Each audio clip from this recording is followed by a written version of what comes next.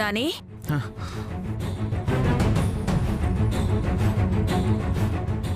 ఇప్పుడు నేనలా చూస్తుంటే మనసుకి తృప్తిగా ఉంది నాని. పాప ఎన్ని కష్టాలు పడ్డావు. నువ్వు ప్రేమించిన అమ్మాయిని పెళ్లి చేసుకోవడానికి మీ అమ్మ ఒప్పుకోకపోతే ఇంట్లోంచి వెళ్లిపోయి మరీ పెళ్లి చేసుకున్నావు. ఆ తర్వాత ఎన్ని పాటలు పడ్డావు, నేల మీద పడుకున్నావు, క్యాబ్ నడిపావు. ఇప్పటికి నీ కష్టాలన్నీ పోయాయి నాని. నీలాంటి ఓ పండంటి బిడ్డని కని నీ భార్య బిడ్డలతో సంతోషంగా ఉంటే అదే చాలు. ఏం సంతోషం అత్త? చేతులరా సంతోషాన్ని నేనే దూరం చేసుకుంటున్నానేమో అనిపిస్తుంది. ఏవైంది నాని? టైలర్ విషయంలో మరీ కఠినంగా ప్రవర్తిస్తున్నానేమో అనిపిస్తుంది.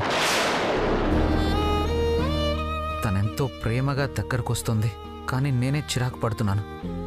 కోపంతో నోటికొచ్చినట్టు మాట్లాడుతున్నాను. పాపం ఎంత బాధపడుతుందో.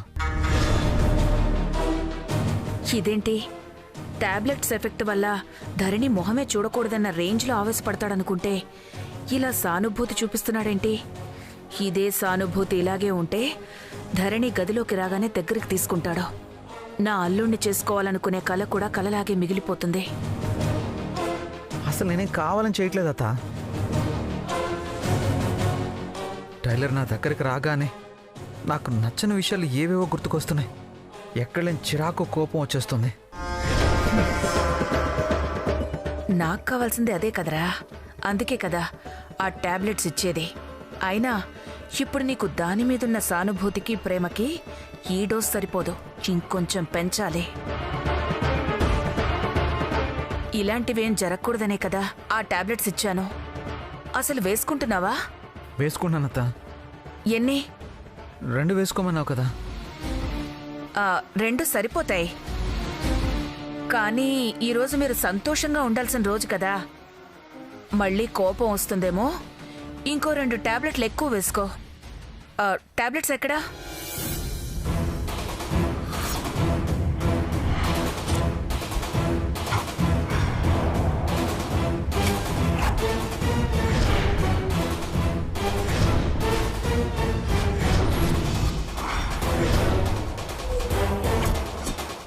అయినా నీకసలు కోపం రావడంలో తప్పులేదు నాని. ఎందుకంటే ధరణి చేసిన పనులు అలాంటివి కదా.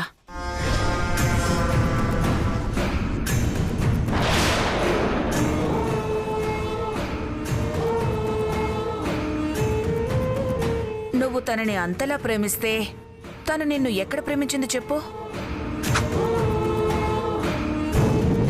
స్వార్థం కోసమే ఆలోచించింది. పాపం నువ్వేమో పిచ్చిగా ప్రేమిస్తావు. ఎదుటివాళ్లు కూడా అలాగే ఉండాలనుకుంటావు.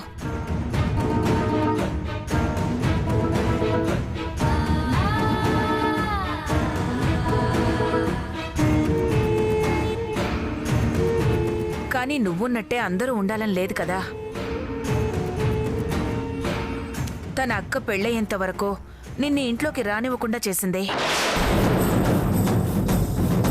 తన అక్క పెళ్లి జరిపించడం కోసం నీకేదో మేలు చేస్తున్నట్టు వేషం మార్చి మరీ ఇంట్లో తెచ్చిపెట్టింది.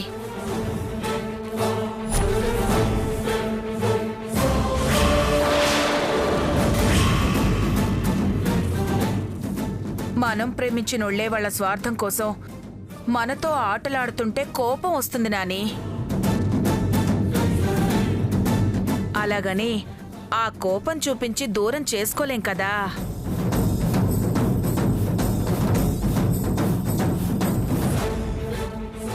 ఇప్పుడు ధరణి పాల గ్లాసుతో లోపలికి రాగానే తను చేసినవన్నీ గుర్తొచ్చి ఆ గ్లాసు విసిరి కొట్టి ధరణిని బయట గెంటేయాలనిపిస్తుంది.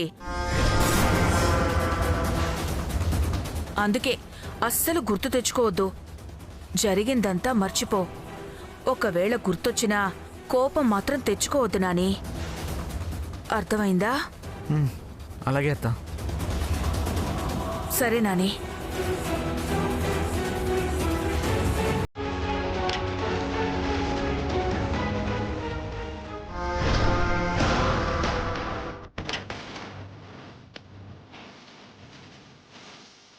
నువ్వెంత అర్థం చేసుకున్నా నేను ఏమైతే గుర్తు చేసుకోవద్దన్నానో నీకవే గుర్తొస్తాయి. కోపం వస్తుంది. ఆ టాబ్లెట్స్ ప్రభావం అలాంటిది.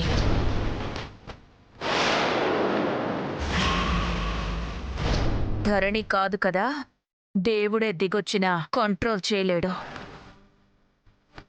ఈరోజు ధరణికి శుభరాత్రి కాదు, కాళరాత్రే.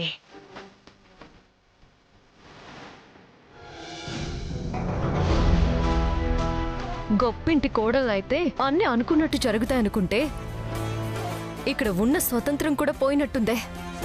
పెళ్లి గురించి ఎన్ని కలలు కన్నాను, హనీమూన్ గురించి అంతకన్నా ఎక్కువ కలలు కన్నాను. కానీ సాంప్రదాయం పేరు చెప్పి ఈ 4 గోడల మధ్య నా కలల్ని నాశనం చేస్తుంటే ఎలా? ఒక్కసారి కాంప్రమైజ్ అయితే ఇక జీవితాంతం కాంప్రమైజ్ అవ్వాల్సి వస్తుంది. So no compromise. నేను అనుకున్నట్టు జరగాల్సిందే.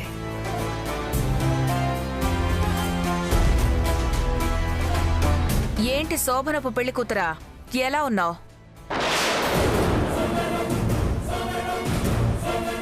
మొత్తానికి ఛాలెంజ్ చేసినట్టే ఈ ఇంటి కోడలవైపోయావు. అయ్యాను కదా, ఇంకేంటి? ఓ, ఛాలెంజ్ చేసి ఓడిపోయినందుకు బాధపడుతున్నావా? నువ్వు గెలిస్తేనే కదా నేను ఓడిపోయానని బాధపడటానికి.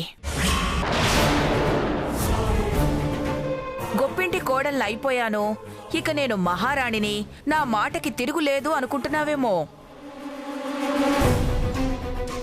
కానీ ఇక్కడ నీకంత సీన్ లేదు. నువ్వు అనుకునేదేదీ జరగదు. ఈ ఇంటికి మహారాణి వేదవతే. ఇక్కడ ఆవిడ చెప్పిందే వేదం, అదే జరగాలి.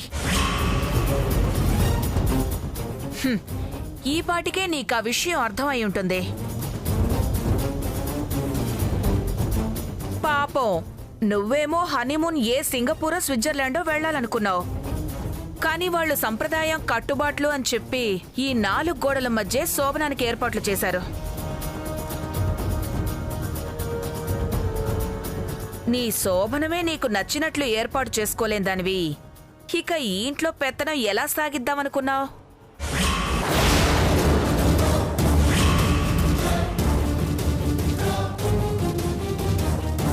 ఒకవేళ నీకు నిజంగా చేతనైతే ఈ శోభనం క్యాన్సిల్ చేసి నీకు నచ్చిన చోట జరిగేలా చేసుకో. అప్పుడు నువ్వు గెలిచావని ఒప్పుకుంటాను.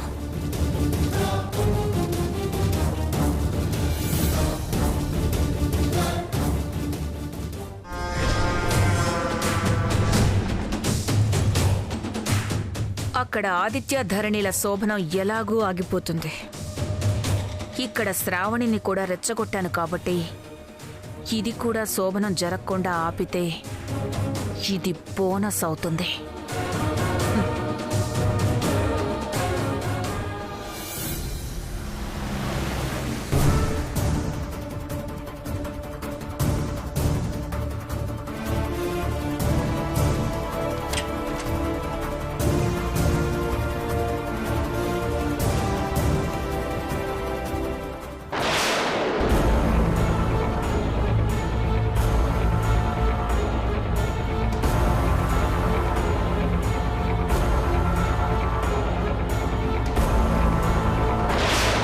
ఏ ముహూర్తాన కలిసి కడుపులో పడ్డామో గాని అప్పట్నుంచి దరిద్రంలా వెంటాడుతూనే ఉంది.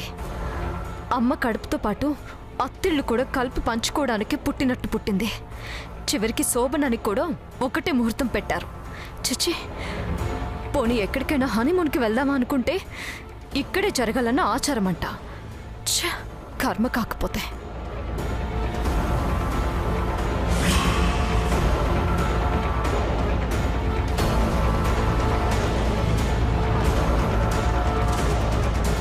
ఏంటక్క అంత చిరాగ్గా ఉన్నావు? ఈరోజు మొదటి రాత్రి, కొత్త జీవితం మొదలు కాబోతోంది. కాస్త సంతోషంగా ఉండొచ్చు కదా. ఏ, నువ్వు ఎదురుగా ఉంటే చిరాకు కాకపోతే సంతోషం ఎక్కడి నుంచి వస్తుందే? ఎక్కడికి వెళ్ళినా దరిద్రంలా వెంటాడుతూనే ఉంటావు. దీన్ని బట్టైనా అర్థం చేసుకో అక్క. మనది ఎవ్వరూ ఎప్పటికీ విడదీయరానంత గొప్ప బంధం అని. ఏయ్, ఈ సోది కబుర్లన్నీ పోయి అత్త మామయ్యల దగ్గర చెప్పు, నా దగ్గర కాదు. అక్క, కొత్త జీవితం మొదలు పెడుతున్నాం కదా, అత్తయ్య దగ్గర ఆశీర్వాదం తీసుకుందామని. ఏయ్ కుట్టు మిషన్, ఇప్పుడు ఆశీర్వాదాలు అవి ఇవి అని కాళ్ళ మీద పట్టవో కాళ్ళు ఇరగొడతాను.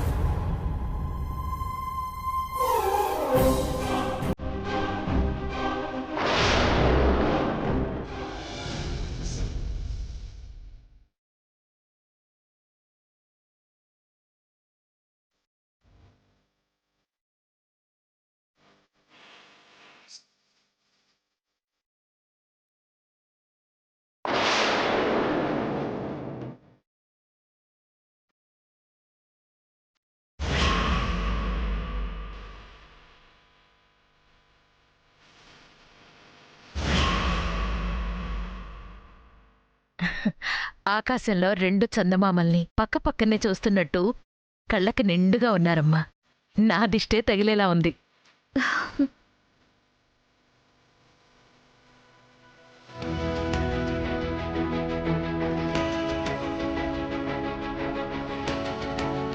నన్ను ఆశీర్వదించండి అత్తయ్య. ఇంత గట్టిగా చెప్పినా దీని ఓవర్ యాక్షన్ పోలేదు చూడు.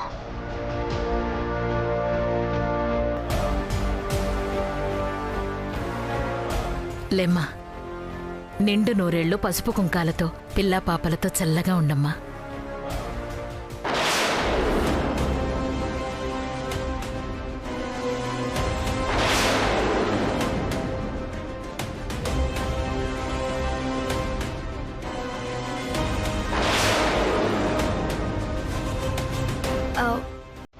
ఏ ధరణి, చూస్తావేంటి?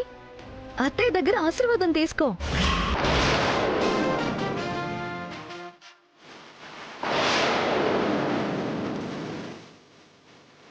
ఇదేంటి, నన్ను ధరణి అని పిలిచి ఇది పెద్దదానిలా బిల్డప్ ఇస్తుంది. ధరణి, నిన్నే. ఆలోచిస్తున్నావేంటి? ఆశీర్వాదం తీసుకో. హా,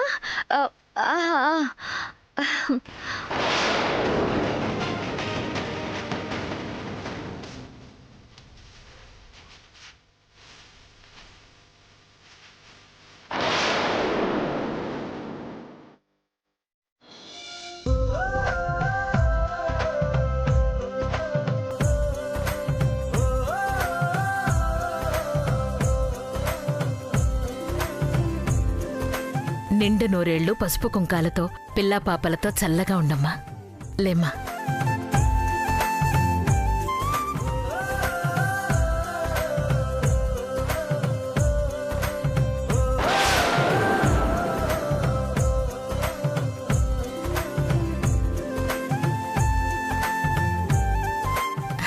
నువ్వే శ్రావణివి అనుకున్నానమ్మా. ముందు ఆశీర్వాదం తీసుకుంది ధరణి అనుకున్నాను. లేదత్తయ్య, నేనే శ్రావణిని. మా చెల్లెలికి నేనంటే చాలా ఇష్టం. నేనేం చెప్తే అదే చేస్తుంది. నా అడుగుజాడల్లోనే నడుస్తుంది కదా చెల్లి?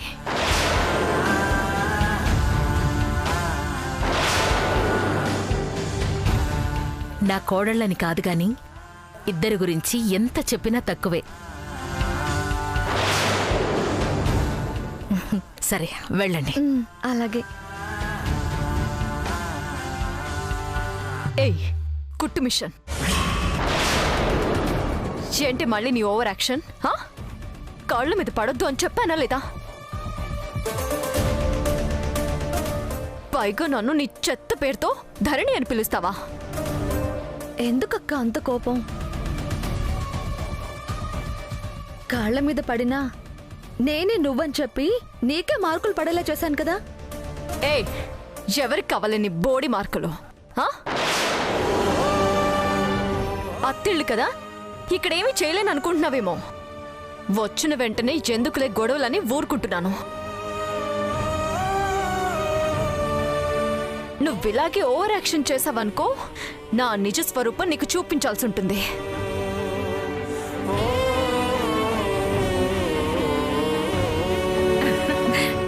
మా మస్తు చేసినావు ధరణమ్మా. మొత్తానికి మీ అక్క కొమ్ములంచినావు. అదేం లేదులే అక్క. నాతో పాటు అక్క కూడా అత్తయ్య ఆశీర్వాదం తీసుకుంటే బాగుండు అనిపించింది. ఆ టైంకి ఏదో ఐడియా వచ్చింది, ఏదో అలా. ఏదో ఐడియా అనుకో, మస్తు ఐడియా. ఇక మీ అక్క ఏ తేడా చేయాలన్నా 1కి 10 సార్లు ఆలోచిస్తుంది.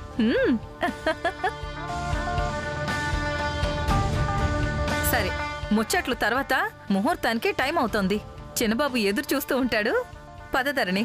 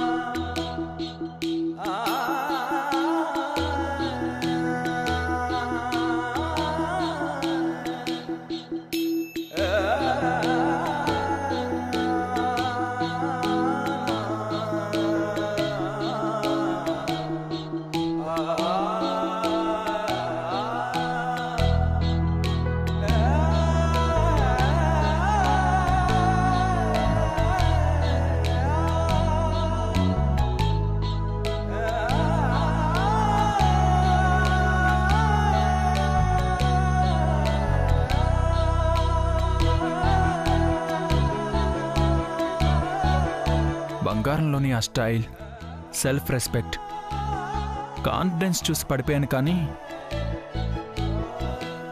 బంగారం సిగ్గుపడితే చూడాలన్న కోరిక మాత్రం ఇంతవరకు తీరలేదు. ఎలాంటి అమ్మాయి అయినా శోభనం రోజు సిగ్గుపడాల్సిందే కదా. పాల గ్లాసు పట్టుకుని బంగారం లోపలికొస్తుంది. సిగ్గుతో డోర్ దగ్గర నిలిచిపోతుంది. ఇప్పుడు నేను డోర్ దగ్గరికి వెళ్ళి సిగ్గుపడుతున్న బంగారాన్ని లోపలికి తీసుకొచ్చి పాల గ్లాస్ తీసుకొని సగం పాలు తనకి తాగించి మిగిలిన సగం పాలు నేను తాగి, వా, ఈ ఊహే ఇంత అద్భుతంగా ఉంటే నిజం ఇంకెంత అద్భుతంగా ఉంటుందో. ఇదిగో, మనసులో ఏ ఆలోచనలు పెట్టుకోమాక. సంతోషంగా లోపలికి వెళ్ళు. ఈ రోజెందుకో ఆదిత్యబాబు కూడా మంచిగానే ఉంటాడనిపిస్తుంది. ఇక మీ మధ్య ఏ అడ్డు ఉండదు. పద.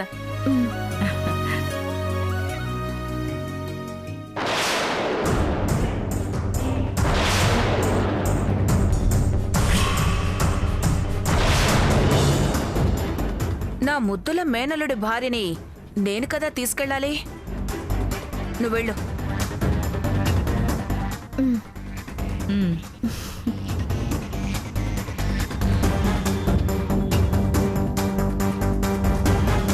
శోభనానికి పాల గ్లాస్తో బాగానే రెడీ అయినట్టున్నావు.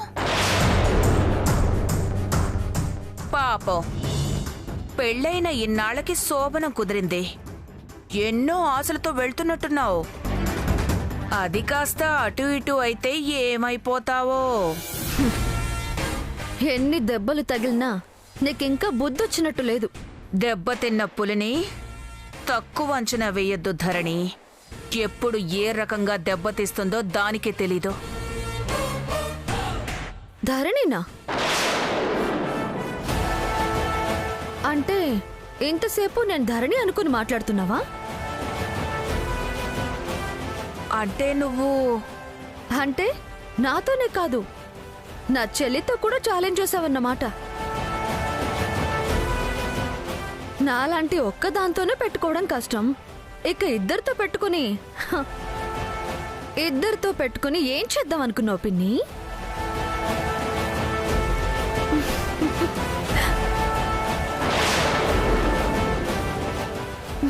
నిజంగా మా అక్కే అనుకున్నావు కదా? నేను శ్రావణిని కాదు, ధరణిని.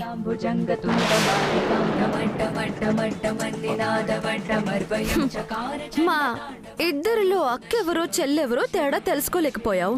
ఇక మమ్మల్ని ఏం చేస్తావు? బయట చలి బాగా ఎక్కువగా ఉంది. పిచ్చి పిచ్చి వేషాలు మానేసి లోపలికి వెళ్ళి దుప్పటి కప్పుకొని పడుకోండి. నువ్వు అనుకున్నట్టే అంతా అయింది కదా. పొగరు బాగానే ఉంటుందే. లోపలికెళ్ళు. పొగరు మొత్తం దిగిపోయి బయటకొస్తావు. పద, సాగనంపుతా.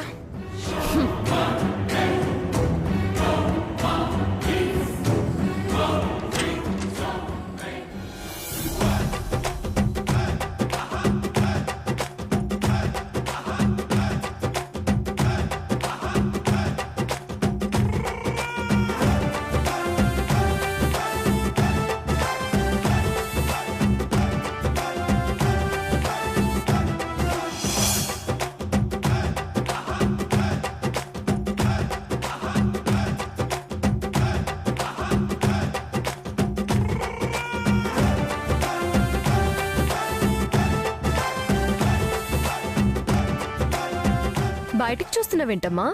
ఆ, ఏం లేదు మేడం. నార్మల్గా తోడుగా ఎవరైనా వస్తారు కదా, మీరు ఒక్కరే వచ్చారేంటా అని. నేనేమైనా పాదయాత్రకు బయలుదేరానా వెనకాలే 10 మంది రావడానికి? ఏంటమ్మా, సినిమాలు బాగా చూస్తావా? మ్, మ్, మ్, మ్. మ్,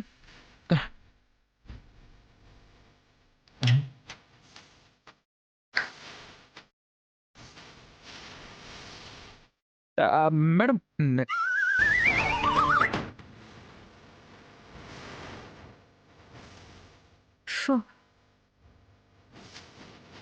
నేను గడియ పెట్టి బంగారాన్ని లోపలికి తీసుకెళ్ళాలి కదా. ఓహ్, ఎవరు గడియ పెడితే ఏంట్లే.